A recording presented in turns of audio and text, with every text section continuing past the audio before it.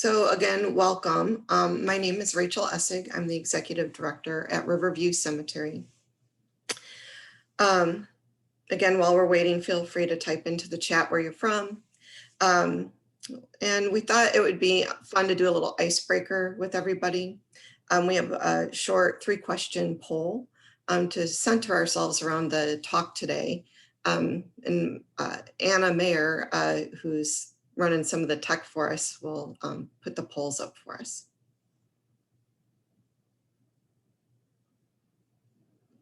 So feel free to select an option for each question. And again, there's just 3 questions. There will be a little bit of pause between each question.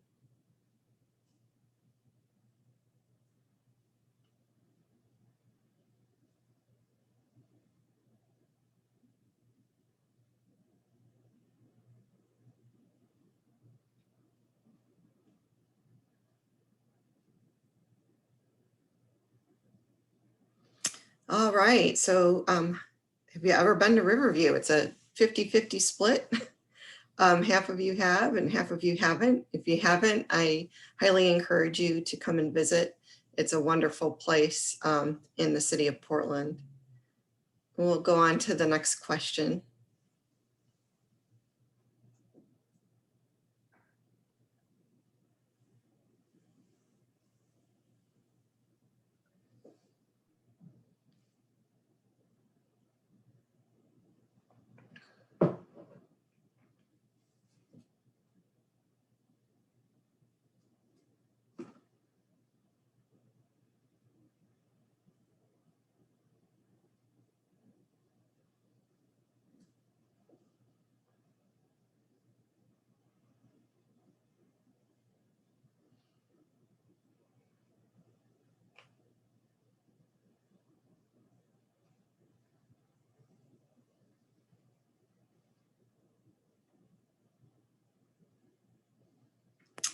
Okay, so what would you like to have happen to your body when you die? We've got 58% in at green burial, 42% at aqua cremation, 1 is other, and there's just a few of you that are unsure what you'd like to do, which is totally okay. I'm always changing my mind and I haven't planned yet, so that's totally fine. So let's do the last question.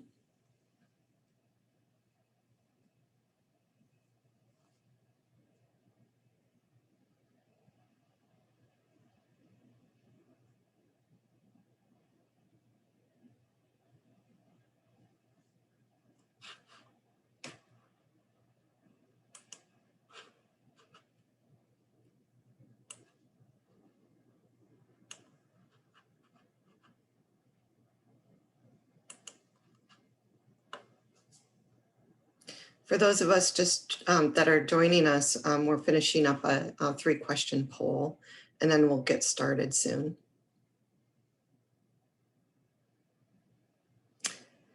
Have you prearranged? Again, much like me, I haven't prearranged yet, and I'm in the business, but we've had 2 people say yes, a third of you say no, and about half of you that are partially have partial arrangements, which is great. So with that, I'm gonna get this show on the road with all of you. Again, my name is Rachel Essig. I'm the Executive Director at Riverview Cemetery. Thanks for coming to our Lunch and Learn. I wanted everybody to know that we are recording this webinar. And I'd like to take a moment to thank Holly Pruett. She's a life cycle celebrant and a consultant who has helped Riverview shape and form its natural burial program through the years. And she's behind the scenes. She'll be helping to monitor the chat. Should you have questions at the end, she'll make sure that I get to them. And then also with us is Anna Mehrer, and she is our social media maven at Riverview. She also helps us with graphic design and print materials. And she's running the slides and keeping track of everything. So so the panelists and I can sit back and present the program to you. So I'm going to go over the agenda for the day. And thank you for carving out time on a Saturday. It's not the best weather, so maybe it's a good thing for something to do inside. Looks like it might rain out there here in Portland. Anna, will you go ahead, advance to the next slide?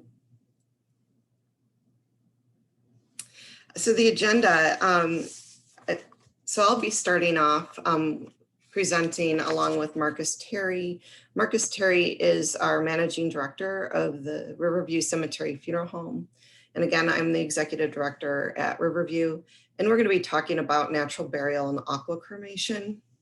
And then after that, we're going to get an outline of the environmental value of Riverview from Tim Brooks. And Tim Brooks is another consultant that has helped Riverview out for a number of years. Tim has a background in the environment. He helps us with working with the City of Portland Bureau of Environmental Services in and around the environmental zones that overlay that sometimes inhibit our ability to do development or expand our natural burial sections. But he also consults with Chelsea McCann, who's also here. She'll be presenting our new development at Riverview, which is Hood View. It's a traditional conventional burial mixed with natural burial section, and then the Meadow, which will be our new natural burial section opening in 2022. And after Chelsea's done presenting, we're going to open up for questions. So let's get the ball rolling. So I wanted to just kind of center everybody around Riverview a little bit. We were founded in 1882 as a nonprofit membership association. We're the oldest endowment care cemetery in Portland, with 167 acres and 25 of which are undeveloped. We have an all-volunteer board of trustees. And in the spring of 2004, they added a for-profit funeral home. And the neat thing about that is the cemetery is the owner of the funeral home, and the funeral home pays the cemetery dividends each year from their profits to help sustain Riverview financially. In the fall of 2009, we added natural burial. And in the picture below is me with the former executive director, David Noble, who really put Riverview on the map as far as green burial, natural burial, again, which was in 2009. And he started the early conceptual thought process on what we'll be presenting to you today with our new development. He made sure that we were certified by the Green Burial Council. And then right before he retired in 2018, he brought Aqua Cremation to Riverview.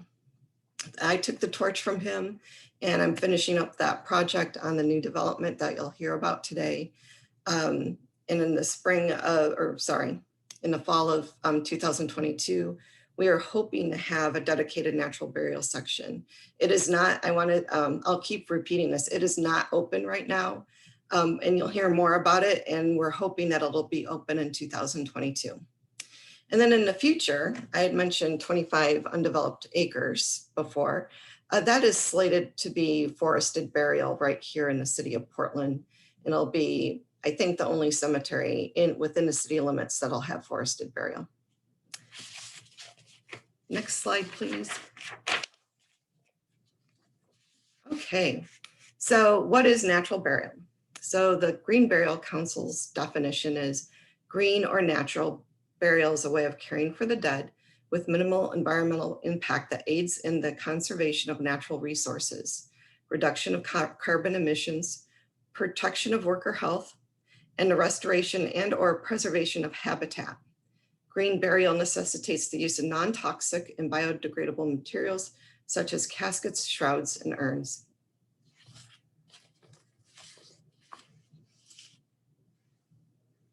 I'm going to hand it over to Marcus Terry now. So a green funeral can still be as traditional as any other burial service that we do. So you can still go to church or chapel, followed by the burial, or just do a graveside. Preservation can be by refrigeration, dry ice, or using non-formaldehyde chemicals for embalming. The caskets range from materials of willow, bamboo, seagrass, or all natural wood. There are no metal for the handles or any extra material. The interior is all biodegradable. So it's either like a straw pillow or a natural biodegradable type material kind of as a pillow. You can also use a lowering board, which you see in the bottom image, and a shroud, as you see in the top image, for burial. Memorial folders can be printed with recycled paper. And then also you can carry that green funeral through to your reception, and you can have natural organic foods, fair trade coffees and teas, plates, napkins, and other utensils that are made out of recycled materials. And then it's more of a natural process at the grave. And so the sounds that you typically could hear when lowering the casket into the grave is not there due to not needing a vault or a grave liner. Thanks, Marcus. So I'm going to be talking a little bit about how it works, and I get a lot of questions about this. So the next two slides should be pretty informative for you. So as you can see, there's three requirements: contact with elements, no preservatives, and biodegradable. I have a really froggy voice today from all of the pollen that's going on in our beautiful spring weather that we're having right now. So my apologies if I cough or clear my throat often. So back to this. So we're going to want contact with the elements of soil, water, microbes, air, all in the right balance. If there's too much water, it's anaerobic. If it's too much air, it's desiccation. If it's too many microbes, well, there really can't be too many microbes when it comes to decomposition. That's what we want to have. Secondly, there's no or minimal preservatives because it kills microbes. And then we want biodegradable packaging, if you will, such as a shroud or a natural material casket. It feeds the microbes and it helps minimize cemetery maintenance. Next, thanks. This is the other question that I get a lot. How do we prepare the grave? So our graves are 4 feet deep. There's a natural liner. There's straw, compost, and backfill. So the grave is dug 4 feet deep and just slightly longer and wider than the casket or lowering board. During the wet season, the grave is lined with a 1-inch by 12-inch boards to prevent cave-ins prior to burial. Straw is placed at the bottom of the grave and also over the remains when no casket is being used. A layer of compost material is placed around over the casket or over straw with shrouded remains. Backfill as usual and replace with sod. And that's the process, pretty simple. So now I'm going to speak a bit about alkaline hydrolysis, also known as aqua cremation. I'm going to blow up my screen here so I can see a little bit better. So it's a gentle and respectful process. There's no emissions of harmful greenhouse gases or mercury. Over 90% energy savings when compared to flame-based cremation. It's 1/10 of the carbon footprint of flame-based cremation. And families receive 20% more remains. So what actually happens? Alkaline hydrolysis, an individual body is gently placed in a container that is then placed into a clean stainless steel vessel. A combination of water flow, temperature, and alkalinity are used to accelerate the natural process of tissue hydrolysis. At the end of the process, the body has been returned to its natural form, dissolved in water. The only solid remains left are bone mineral. The water-based process is 95% water and 5% alkaline, a combination of alkalis, sodium and potassium hydroxide, are used to dissolve the body tissue. These alkalis are the same alkalis used in common cosmetic products and even in food preparation. At the end of the process, the chemical has been completely used and no longer remains in the water solution. So then I also get asked a lot, what happens to the water? It's the same as with embalming. The water is returned to the normal wastewater treatment system. The alkaline process produces a completely sterile solution of amino acids, sugars, nutrients, salts, and soap. They're the byproducts of natural decomposition. Next, please. All right, now flame cremation. So originally it was seen as greener. However, it burns fossil fuels, has mercury emissions, and results in pollution and wasted energy. Approximately 2,000 cubic feet of natural gas is used to heat up 1,800 degrees Fahrenheit. Enough fuel is used to take a 500-mile road trip in your car. And it uses 4 kilowatt hours of electricity. Next. So this is the alkaline hydrolysis machine. That's our friend Dion Stromer to the right. Dion purchased this machine in 2018 and brought it to the city of Portland.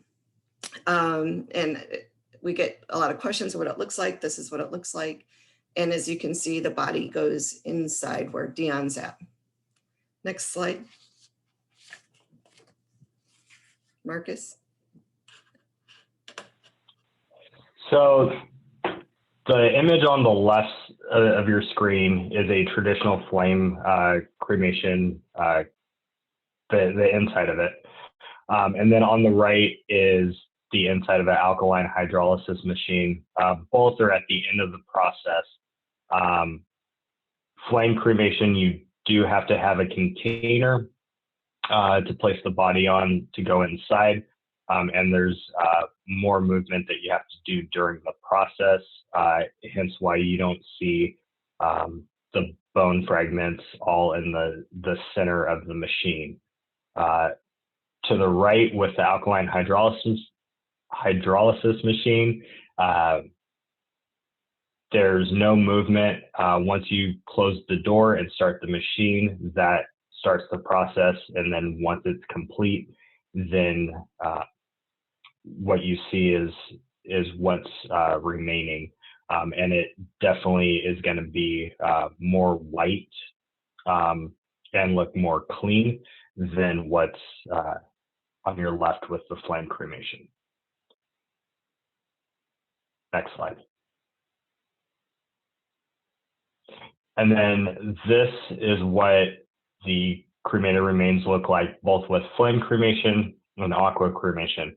On the left-hand side, you see the flame cremation cremated remains, which are going to be darker ashy color, a little bit more of the bone fragments that you'll see in comparison to the aqua cremation cremated remains that are going to be more of a powdery substance, again, white in color, and are going to seem like they have less bone fragment due to the fact that we're able to extract more water and process them more finely. Next slide. Great, thanks, Marcus. So I wanted to talk a little bit about cremation memorialization and scattering. This year we had our first scatter day, and this is something that we want to do annually. There's a lot of folks that, for whatever reason, find themselves holding on to the cremated remains of their loved ones with not very much idea of what to do. And it could be that they intended to scatter, but weren't sure how to go about it.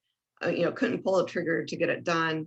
Or perhaps they were handed down an urn of a great aunt and nobody had identified what to do. There's various reasons why people choose to scatter. So we started offering this year free scattering. We'll do it once a year, and that's the picture to the right. That woman, if I remember right, was a distant relative that she had cremated remains of. And she took us up on our offer for Scatter Day. We offer scattering throughout the year. There is a fee for it, and in both instances, we encourage folks to give us a call so we can fill out the proper authorization paperwork and also record your loved one's name in our records so that future generations can discover them. The photo to the right is a trail that we just installed, and the rocks and boulders that you see in the picture, those are all cremation memorialization. So you can still have a headstone or a natural looking boulder or upright granite monument. With cremation, the possibilities are endless. So I just wanted to show this to you folks so you have an idea and flavor of what we have at Riverview. Anna, could you go to the next slide? Thank you. So next, I'm going to hand it over to Tim Brooks. Tim Brooks, as I said earlier, has been a consultant to Riverview for a number of years. He helps us with our land use planning and navigating City of Portland environmental requirements. And he's going to talk a little bit about the environmental value of Riverview and why it's special. Well, thank you, Rachel. I am just fending. I've got a barking dog in the background, but hopefully my wife has got him quieted down. Good morning, everyone. I'm Tim Brooks, environmental planner in Portland. I'm very pleased to be here to join the conversation. I've been working with Riverview on some of the early planning for natural burial areas, in particular in the units 1 and 2 areas shown on the map there. The unit 1, there's the meadow area that was mentioned, joining that to the south, and then unit 2, also known as the South Ridge area. Little did I know when Rachel asked me to present, it turns out that today is actually 30 years to the day since my first field visit to Riverview to document natural resources as part of the City of Portland environmental planning program. And as I was looking through my notes last night from 1991, that June visit was only an hour long, but the diversity of plants and wildlife at the site was remarkable. And before I touch on the varied habitats at Riverview, excuse me, the report also identified some key threats to those habitats, in particular, the spread of invasive plants such as English ivy and Himalayan blackberry. By I think it was 2010, a study had shown that conditions had become so dire that as much as 70% of the ground was covered by ivy. And ivy was rapidly climbing many of the tallest trees in these forested units you see there. That's when Riverview teamed with the West Multnomah Soil Conservation Service to focus efforts on habitat restoration. Within a couple of years, that 70% infestation rate was reduced to 5%, and some 4,000 native plants were added to just that Unit 1 area alone. So there's ongoing need for long-term stewardship in these areas. And I believe this is something that Riverview's natural burial program can really help support. So back to the early observations from 30 years back. Riverview has multiple forested stream corridors that are some of the most intact subwatersheds in the city. These forests provide an important migration corridor for a host of birds and mammals between larger anchor habitats such as Tryon Creek State Park and major forest blocks to the north, such as Forest Park. Back in the 90s, we envisioned a system of habitats that would eventually reach the Coast Range, something we like to call the Greenway to the Pacific. As I mentioned, a lot of wildlife species here, among them bald eagles. And as some viewers may have heard, this past January, there was a major windstorm that blew down a Douglas fir tree that had supported an eagle nest at Riverview for 20 years. That tree, I believe, was as old as the cemetery, dating back to the late 1800s. And while that's certainly a significant loss, 20-year-old, 5-foot diameter eagle nest, I think the eagles may well rebuild at Riverview. And thanks to the... They have? Yeah, they found another scrappy tree. Oh, good. Well, I was just going to note, I hadn't heard that, but just going to note that the mature trees in extensive forest habitat in close proximity to the primary feeding grounds on the Willamette River would give the eagles good reason to rebuild on site. Another important feature of the habitat is how the site's stream, all of the streams contribute cool, clean water to the Willamette River, which helps support an extensive shallow water refuge area that is critical for migrating juvenile salmon. And I'll also note that these habitats are not just special places for wildlife. They are also offer quiet, contemplative space for people. And in our initial study of Unit 2, that South Ridge site to the south, we discovered a fascinating, as an example, we discovered a fascinating natural amphitheater covered in ferns and overlooking a nearby stream, a place where you quickly forget, the sights and sounds, the stresses of everyday life. And I think in general, this place, Riverview, is loaded with such discoveries. And I thought I would just close, since it's exciting to be looking back at notes from 30 years ago. Maybe not my best work, but there was a bird at that time that I noted, and this bird is a late arrival, and I'm just picturing that it is singing in the fern amphitheater as I speak, and that bird would be the Swainson's thrush.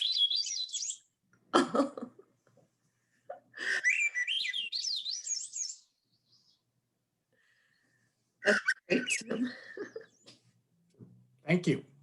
Thank you, Tim. That was awesome. Okay, up next, we have Chelsea McCann.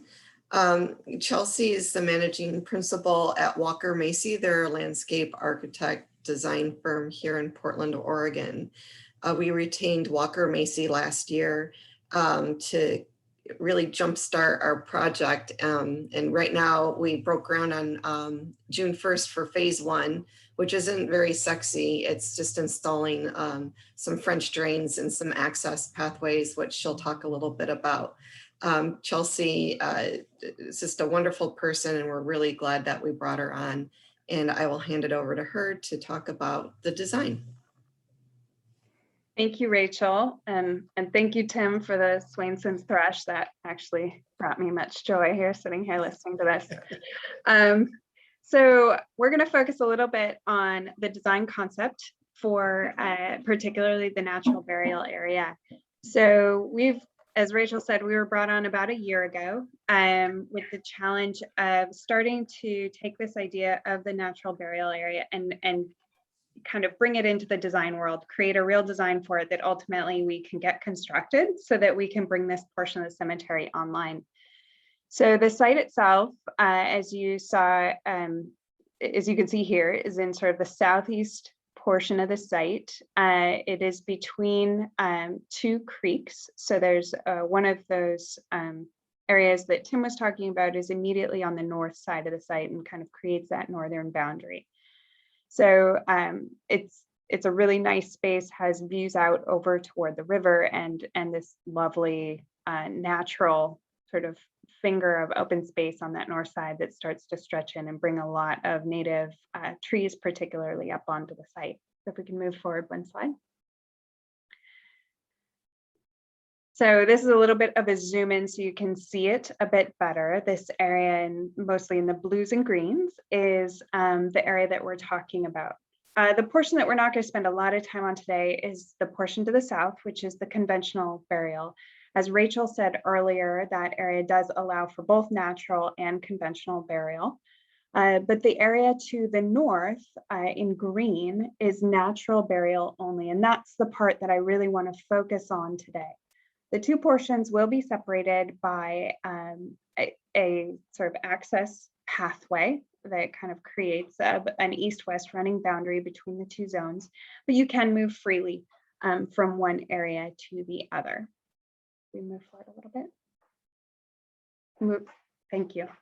So when we were brought on, there was this concept of developing the site, and we wanted to start by asking ourselves, what kind of space should this be? How should it feel?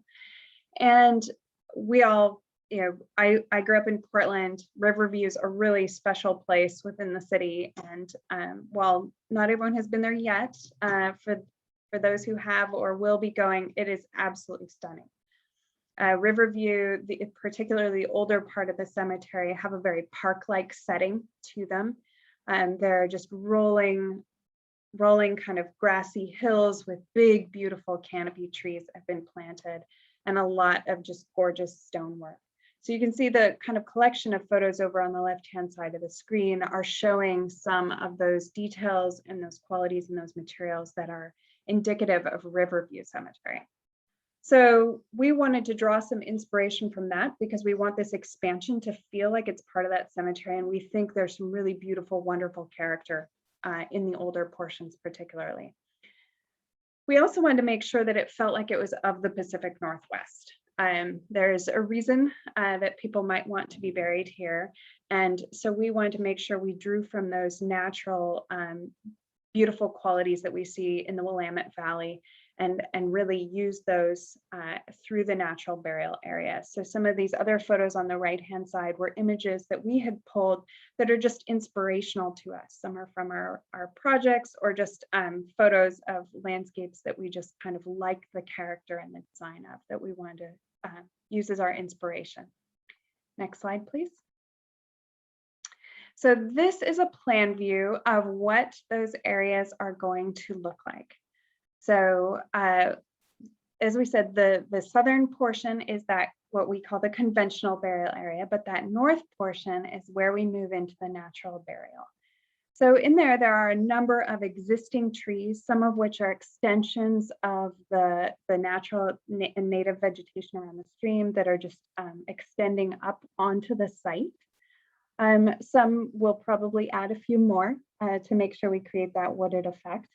But we want to preserve as many of those existing trees as possible because they really start to create this kind of natural sort of swaths of trees that give it that sort of particularly soft quality. We are creating a number of pathways that you can see curving in and dropping into the site. These are going to be gravel pathways that will lead you in and through the site. There are a few steps in one portion of the path, but that lead you to what we call the Meadow View Terrace. So you can see sort of a large widened area on the path. That is accessed by stairs on one side, but on the other side is accessible with no steps. So there's ways for everyone to get into it. There is space along that Meadow View Terrace where we have some walls that allow for columbaria as well as other sorts of memorial opportunities in there. And then throughout the grassy area between the trees is where we have the in-ground burial. And the intention here, while we look at the old cemetery, which is a lot of very mown lawn, what we want to do in this natural area was sort of stay fairly close to that, but allow it to be a little bit looser. So the grassy areas throughout the kind of burial zone will be a grass and meadow mix. So it's a little bit looser, a little more wildflower mixed in throughout those zones to give it kind of a little bit more of that natural feel. And there will be, although it's you can't really tell on this plan, there will be some mown paths that extend out into the burial areas that will keep mown a little tighter, that make it easier for people to walk out there and get to the different burial sites. So if we move forward one more. This last image, these were some sketches that we did to start to show what we were thinking around that Meadowview Terrace. So you can see here, it's a nice, all these paths kind of wind through the natural burial area and ultimately can lead to this space where you can sit, enjoy the view looking out into some of the trees and toward the river, as well as opportunity for other kinds of memorialization along those walls and throughout the terrace. So you can see all that. And the idea here is it's a combination of stone with compacted gravel for the surfacing. So it'll feel soft and natural and kind of use all those natural materials out in the site. And I think that's it. Next, here we go.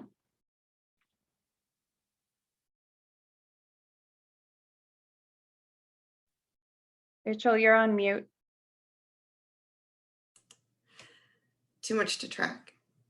Isn't this a crazy world where we're all looking at each other over video, not in person? So we're now on to Q&A. There's some things that I wanted to discuss, and maybe Anna, if you could go back a couple slides where it shows the two different sections. So the one that right there. The one that we're working on right now is the southern one where it says Oaks Court. Now, we're not building that. That's a cremation courtyard. We're not doing that this year. What we're doing is priming this whole area for phase 2, which is next year. So the southern portion is mixed conventional burial, natural burial, just like the rest of the cemetery. We allow natural burial throughout Riverview, but we also allow conventional burial throughout Riverview. That will be open probably in the 3rd quarter of this year. And then next year is when we're going to be building out the terrace and the cremation court, Oaks Court, and the committal shelter, and opening up the natural burial section. And that's if we can get through all of the permitting that's needed and required by the city of Portland. So right now we're not selling in this area. What we wanted to do is just update people because this has been in the making for about 10 years. So there has been significant public outreach through the years, and we thought we were close enough to getting the project done where we could start talking about it. So with that, we'll take your questions, and Holly's going to help us out a little bit. She's been tracking them. You're on mute. Turned on my camera, but not my mic. Thanks. Really great range of questions so far. So the first one relates to natural organic reduction, more commonly called human composting, which the company Recompose pioneered the legalization of in Washington. And so we've been asked, have you all thought about partnering with Recompose?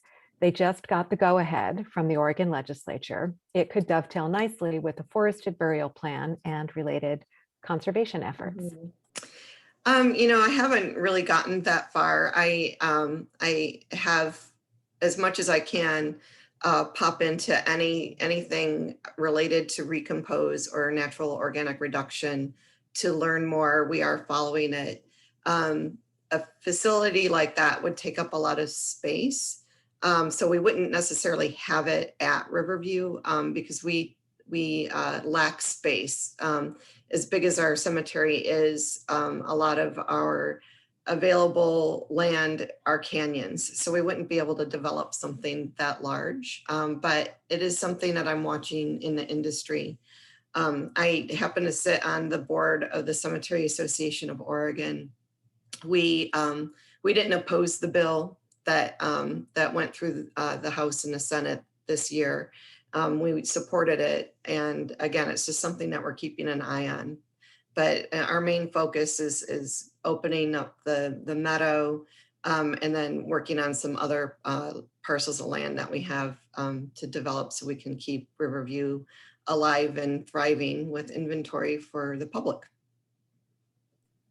Thanks, Rachel. Mhm. The next question goes back to Marcus's comments regarding the non-toxic, the non-formaldehyde embalming. And Jen would like to hear more about those formaldehyde-free embalming fluids and wondering what are your thoughts on how well they work? Great question.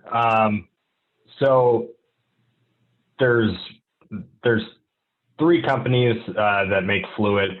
Some make more formaldehyde fluid. Some make more what we call glutaraldehyde fluid. Glutaraldehyde is going to be your non-formaldehyde product that's still going to have preservative qualities like formaldehyde, but it is not a known carcinogen. So on our kind of safety data sheets, there isn't the carcinogenic properties as formaldehyde is. It's still going to do temporary preservation just as well as the formaldehyde products, but it's going to be more natural and safer for the environment. So you can still have a service a couple of weeks out because we've done more preservation, and it works just as well as the formaldehyde products. I've used it over the years, and so they're just as good as the other stuff. Hopefully that answered it, and put another question in the chat if you want me to expand. Thanks, Marcus. The next question is about cremated remains. And the questioner says, my understanding is that cremated remains from a fire cremation are very alkaline and they can actually harm soil or plant health. And wondering if aqua cremains are less harmful to the environment. That's a really good question. So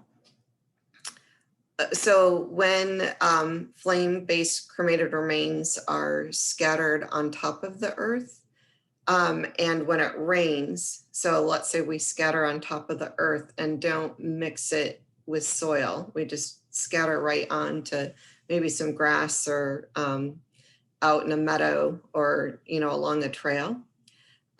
What happens is when it rains and then it dries, then the sun comes out, those cremated remains turn into a very hard material. So you're correct, they do damage foliage. So when we scatter, like back at the photos that we had, we were mixing. So we would do the scattering, and then my grounds folks would come back in with leaves and mulch, and rake the cremated remains with the leaves and mulch, so it settles better into the ecosystem. Other things that we do as far as scattering at Riverview is we do open up a hole in the earth and scatter right into the hole and then close the earth. Now, scientifically, you're catching me off guard because I do not know if there is a change in alkalinity with flame-based cremation.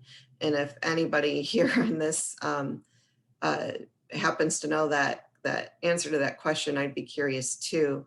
And I've not observed with cremated remains from alkaline hydrolysis, I've not observed how they react in the environment.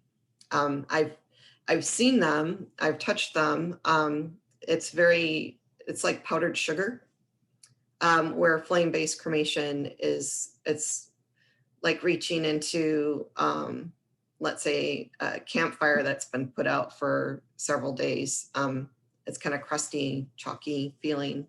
It's ash, basically, where the alkaline hydrolysis remains are a fine powder. Thanks, Rachel. The next question goes back to the new development that Chelsea was walking us through. And the question is that new area handicap friendly? So the new area, maybe we go forward to the prettier plan. There we go. So the new area, we are navigating some very steep slopes. So there are some of these paths that will be steep. So that will be challenging. However, we have made sure that all of the connectors that are from the road to the south that run sort of more or less north-south, those are all accessible, so you can move into the site. And then we have made sure that we have ADA accessible routes to the Meadow Terrace as well as to the committal shelter. So those bigger gathering areas will definitely be well within code and meeting the code standards for a slope path. So they aren't even ramps, so they'll be very, very gentle. Some of the other areas do have stairs, which can be challenging for some folks from the mobility standpoint, as well as some steeper slopes. So those may be a little bit more challenging. And then again, as I said, there are potential for mowed paths out into the actual burial on the grass. So that will vary. Well, that's not ADA because grass is not considered an accessible surface. It will vary for individuals of what they're comfortable navigating. But like I said, we are trying to create ADA compliant paths to those major gathering areas and to get people a reasonable distance as far as we can into the site.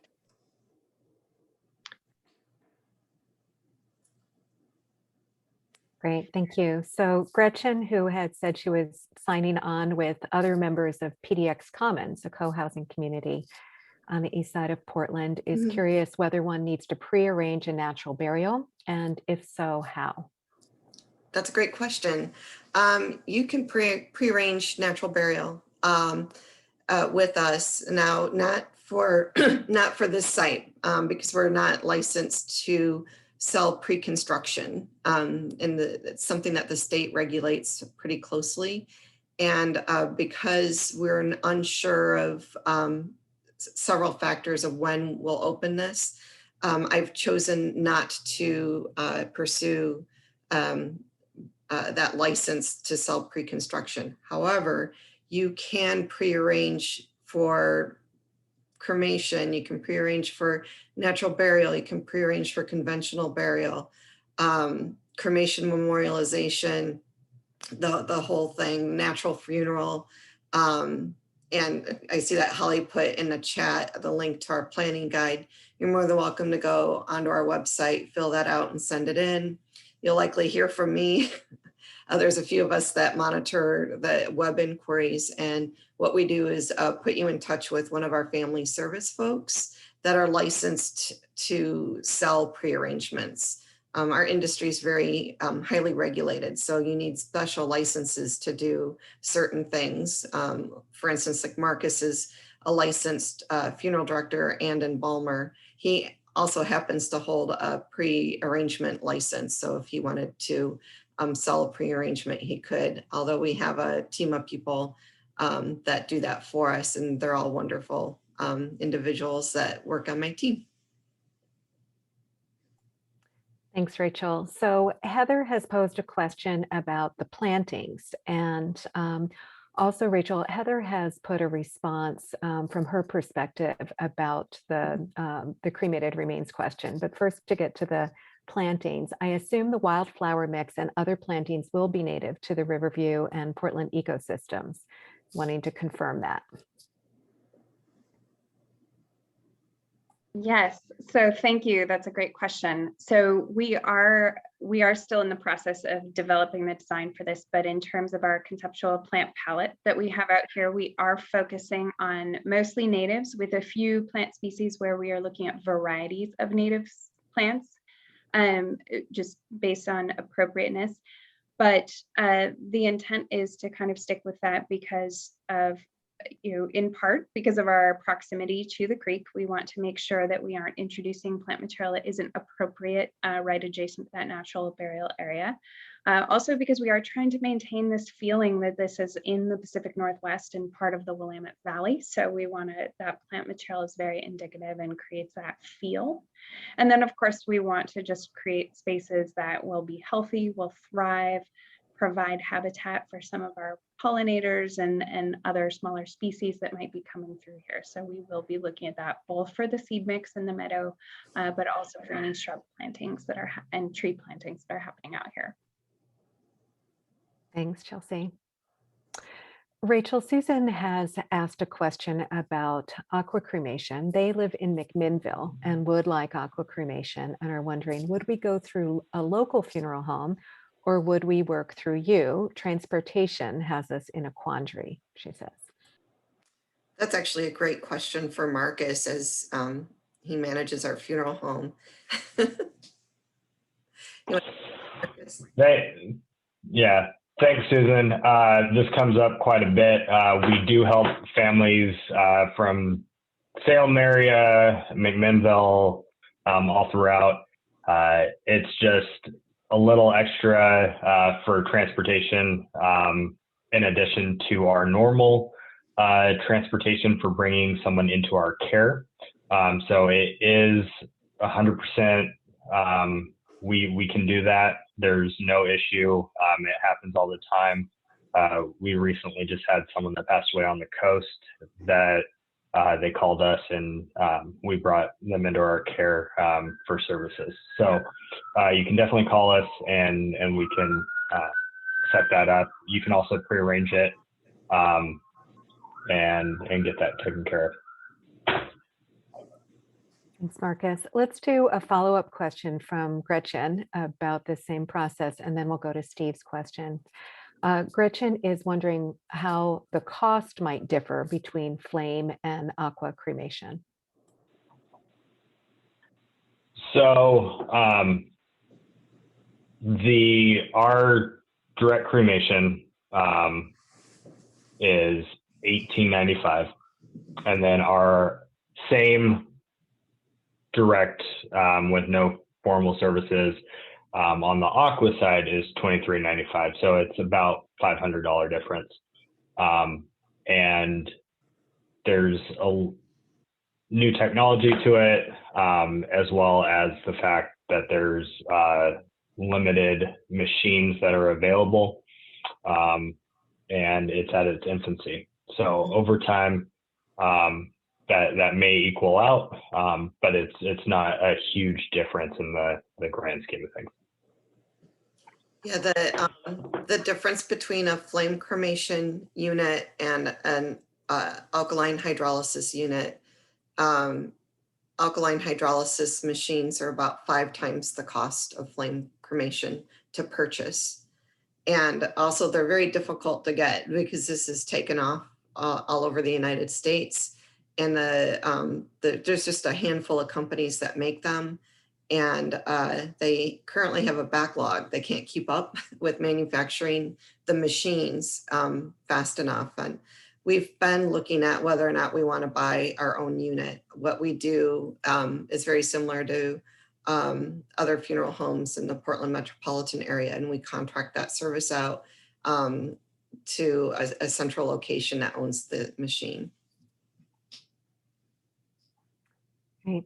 Such a great range of questions. We have 2 from Steve, and Steve first is asking, what kind of markers or monuments will be allowed in the natural burial meadow section? So what we're looking at for memorialization in the natural burial area in the meadow is either shared memorialization, which is also known as cenotaphs. So those are stone tablets erected upright so you can read the names.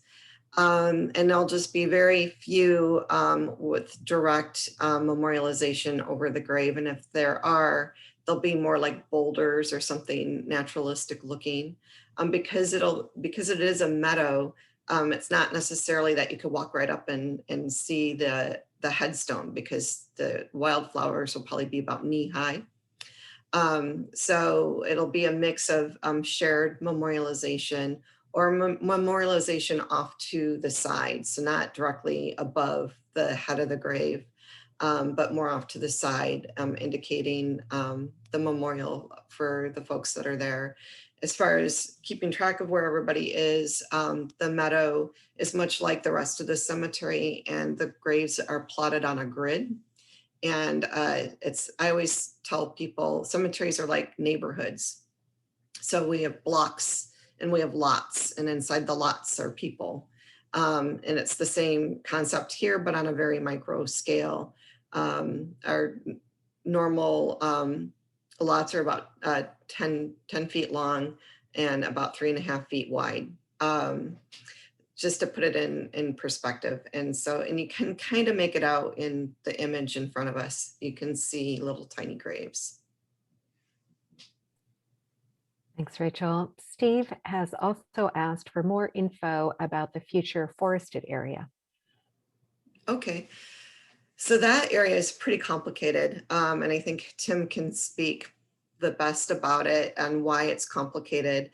One main rub for us is having access to it. There is a canyon that splits from the cemetery proper to this forested section. So we would either need to construct a bridge or figure out some other way on Palatine Hill Road to gain access so we can get equipment in or people can come in and visit.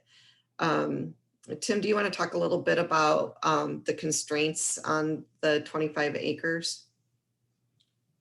Sure. And I actually think you kind of hit the main point there. Is quite a steep canyon, separates, it's just south of what's on the screen here, Oaks Court.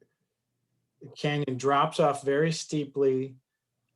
So you'd either, as Rachel said, need a bridge across, which could be quite dramatic, but also costs some money. And once you get there, then it's very, it's quite a pristine area, and a lot of what was once, as I mentioned, invasive cover of blackberry and ivy is now gone thanks to the work that's been done. But there will be, the idea is taking a very light touch, but to do that, it's also going to take some careful study and figuring out what's the appropriate access method. Are you bringing a bridge for just some, very small service vehicle type thing? You're probably not bringing a bridge for passenger vehicles, right? So there's just a lot of additional work that needs to happen. And I think Rachel we're thinking that's 5 to 10 years down the road. Correct. Yeah. So this project in front of you all has taken quite a while. And as I've stated, we're hoping to finish it up in 2022. After I'm done with that project, Riverview happens to own property off of Palatine Hill Road that's the next project I'll be working on with Chelsea. We are needing to add as much inventory as we can right now because we're a really old cemetery and we're starting to run out of graves in the rest of the cemetery, but we have land to develop. So the next one will be off of Palatine Hill Road, and it'll be much like the southern portion of this design below, where it's going to be a mix of conventional and natural burial. Those seems to be our most popular choices. And the reason why it's popular is, let's use a couple, for instance, husband and wife, or, two spouses, and one really wants natural burial and the other one can't stand the thought of their body touching dirt and all of that. And they want to be in a casket and they want to be in a vault. Well, at Riverview, you can do that. One spouse can be in the vault, and next door to them, adjacent to them, the other spouse can be in a natural burial. And those seem to be really popular. We try to be as flexible as we can with our clients. But we also realize that some folks just want to be all natural. And that's why we are looking at opening the meadow next year, and then looking into the future, probably 5 years down the road, of that forested burial section. And it is very complex for us to develop that area because it is in the conservation zone. And so we have to have, as Tim said, a light touch to what we're doing. And then when, talking about building a bridge, that's not a very light touch. So we're trying to find a good balance. Rachel, that's all our questions. Oh, okay. So perfectly timed. Yeah, so I wanted to go back to, is it Heather responded about the flame cremation and the alkalinity. And as you can see in the chat, she says, my understanding is that cremains from flame cremation are high in salts and nothing will grow. As a result, cremains from aqua cremation, however, are more neutral and can be used safely around plants. And then the frequent practice of planting a tree with grandpa's cremains. So it goes back to the earth, or scattering flame cremains around plants are damaging to the plants, which is correct. And we get that question a lot about, can I plant a tree and then scatter? And we don't do that at Riverview. We, for many reasons, control the plant types that come into the cemetery. One thing that we are looking towards is perhaps starting a land conservation program where a portion of the sales would go to revegetation. So as far as planting something, a portion of sale will go perhaps to plant some shrubs and trees in the canyons to provide stability and shade for the streams. Let's see, what else was I going to say? And you're correct, aqua cremation is, I mean, not only the bone mineral that's left is, it's free of all of those soaps and alkalis and what have you, but the effluent, the water that's left over, there's some cemeteries around the US, and I'm looking into this myself for Riverview, that are reusing the effluent. So instead of putting it in the wastewater treatment system, they're using it as fertilizer and watering the cemetery with it because it's very, very nutrient rich. And in fact, when our friend Dion worked through all the permitting with the city of Portland to bring alkaline hydrolysis here, the city was really actually pretty excited because they wanted all of those healthy microbes and nutrients from the effluent to go into the city of Portland's wastewater system because it helps them balance what they do with our wastewater. So it's a pretty cool process altogether. And again, it's just a few $100s more, but it has a lot of benefits environmentally.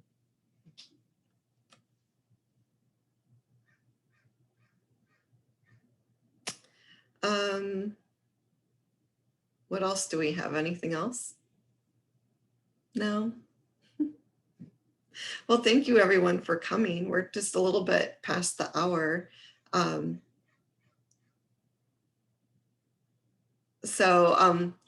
wrap it up. So you'll be hearing from me. We'll send out an email with our survey. You'll see we want a post attendee survey to see how well we did, to see if we can make any improvements. Also, just giving you opportunity to sign up with us so you can follow what we're doing, learn more, and we might have more of these as we get closer to the phase 2 of the meadow and needing some design feedback from the public.